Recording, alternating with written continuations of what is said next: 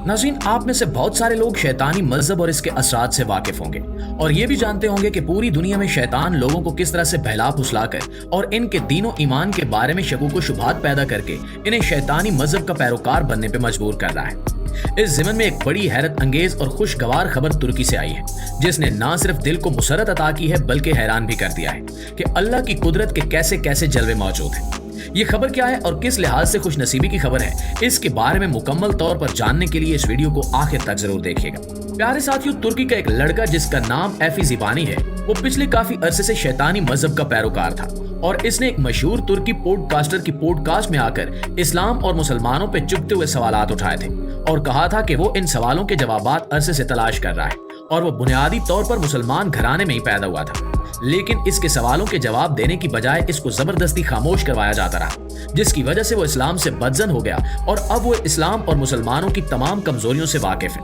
और इसके नजदीक शैतानी मजहबी सच्चा मजहब है।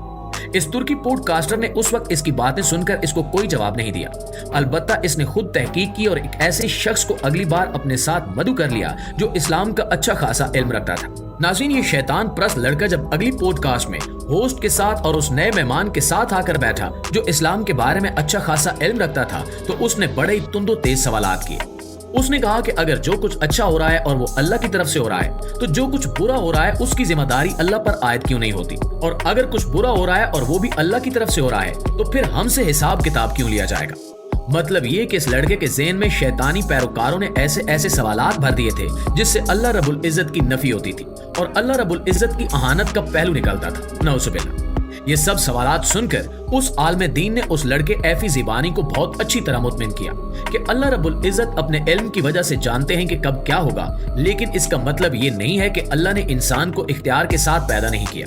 अल्लाह ने इंसान को मुकम्मल इख्तियार देकर पैदा किया है कि वो सही और दुरुस्त में इंतखाब कर सकता है। तो असल हिसाब हमारे इख्तियार का होगा कि हमने इस इख्तियार से किस किस्म के रास्ते को चुना और उस पर चले। दोस्तों, ये पूरी पॉडकास्ट तो हम आपको नहीं सुना सकते, इसके लिए आपको खुद मुतलका चैनल पर जाना होगा। अलबत्ता हम आपको ये जरूर बताएंगे कि इस पॉडकास्ट का अंजाम क्या हुआ और इस लड़के ने उस शैतानी मजहब की पैरोकारी को कैसे तर्क कर दिया।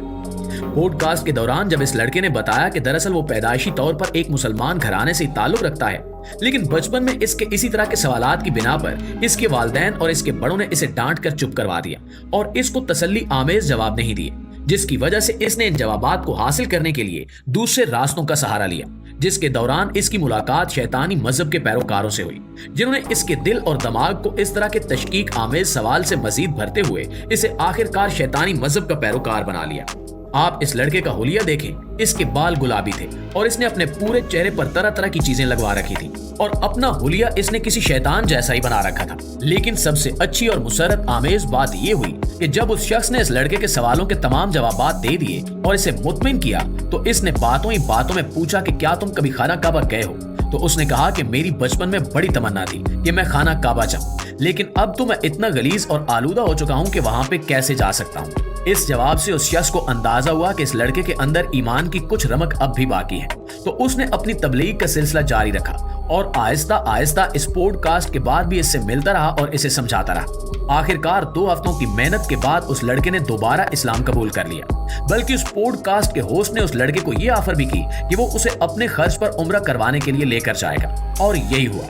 जब उसने इस्लाम कबूल किया तो इन दोनों ने अपने खर्च पर उस लड़के को उम्रा करवाया और उसे अपने साथ लेकर गए। और अब आप दिखाई गई वीडियोस में देख सकते हैं कि ये लड़का सहने हरम में खड़ा होकर वीडियो बना रहा है और अल्लाह रब्बुल इज्जत के हजूर पेश हो गया है और इसने अपना हुलिया भी मुकम्मल तौर पर तब्दील करवा लिया है और हर तरह से इस्लामी रंग में रंग चुका है। इससे जाहिर होता है कि अल्लाह रब्बुल इज्जत की जानिब से हिदायत का एक वक्त मुकर्रर है और जिन लोगों के दिलों में ईमान की जरा सी भी रोशनी बाकी हो, अल्लाह उनके लिए हिदायत के रास्ते की तरफ आने का कोई ना कोई सबब पैदा कर ही देता है। जैसा कि इस लड़के के केस में हुआ कि खाना काबा का नाम सुनते ही ये लड़का नरम पड़ गया, जिससे इस शख्स को भी अंदाजा हो गया कि खाना काबा के लिए इस शख्स के दिल में अगर नरम गोशा मौजूद है और ये वहां पे जाने पे इसलिए हिचकिचा रहा है कि मैं गुनाहगार हूँ, गलीज और आलूदा शख्स हूँ, तो मैं अल्लाह के हजूर कैसे पेश हो सकता हूँ। उस शख्स ने इस बात से अंदाजा कर लिया कि अगर इस शख्स के अंदर अपने गुनाहों का एहसास मौजूद है, अगर इस शख्स के अंदर अल्लाह रब्बुल इज्जत के सामने हाजिर होने का एहसास मौजूद है, शर्मिंदगी मौजूद है, तो इसका मतलब ये है कि ये लड़का अभी तक हक की तलाश में है और अल्लाह का ये दस्तूर है कि हक की तलाश में निकलने वाले लोगों को वो कभी भी गुमराह नहीं होने देता।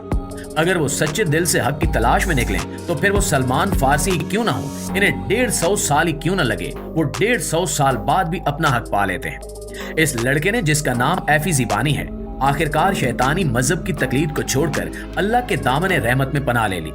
इसमें हमारे लिए ये सबक भी पोशीदा है कि हमें दज्जाल किस किस तरह से लुभाएगा और हमारे सामने कैसे कैसे शोबदे पेश करेगा कि खुद नबी करीम सल्लल्लाहु अलैहि वसल्लम के अल्फाज मुबारक में दुनिया के तकरीबन सारे लोग ही दज्जाल के फितने का शिकार हो जाएंगे और बहुत ही कम लोग होंगे जो दज्जाल की असलियत को पहचानते होंगे और उससे लड़ेंगे, और वो तमाम के तमाम लोग जो दज्जाल के मुकाबले में आएंगे सब के सब जन्नती होंगे, सिवाय उनके कि जो दज्जाल की ताकत का खौफ खाकर मैदान जंग से पीठ दिखाकर भाग जाएंगे। नाज़रीन, अल्लाह रब्बुल इज़्ज़त से हमेशा हिदायत की तलब और दुआ मांगनी चाहिए और अपने दिल को ईमान से मुनव्वर रखना चाहिए। याद रखिए कि जब भी अल्लाह रब्बुल इज़्ज़त की ज़ात के बारे में या दीन इस्लाम के बारे में कोई भी वसवसा या वहम आपके दिल में आए तो इसका मतलब यही है कि कोई शैतानी ताकत आपको गुमराह करना चाह रही है, जैसा कि कुरान करीम में इरशाद है और सूरत नास में आयात हैं जिनसे जाहिर होता है कि शैतान इंसान के दिल में वसवसे और वहम डालता है। शैतान आपको गन पॉइंट पर मजबूर करके यह बजोरे ताकत आपका मजहब नहीं बदलवा सकता। इसका मकसद ही आपके ईमान को मशकूक करके आपको जहन्नुम में ले जाना होता है। इसलिए ऐसे किसी भी वहम और वसवसे का शिकार ना हो, और अगर ऐसा कोई वसवसा या वहम दिल में जन पकड़ ले तो किसी आलिम दीन से रुजू करें, किसी अल्लाह वाले से रुजू करें जो आपके इस वसवसे का दुरुस्त तौर पर जवाब दे सके। अल्लाह करीम हमारे ईमान को सलामत रखे और हमें अपने उन बंदों में शामिल फरमाए जिनसे वो राजी हो। आमीन सुमा।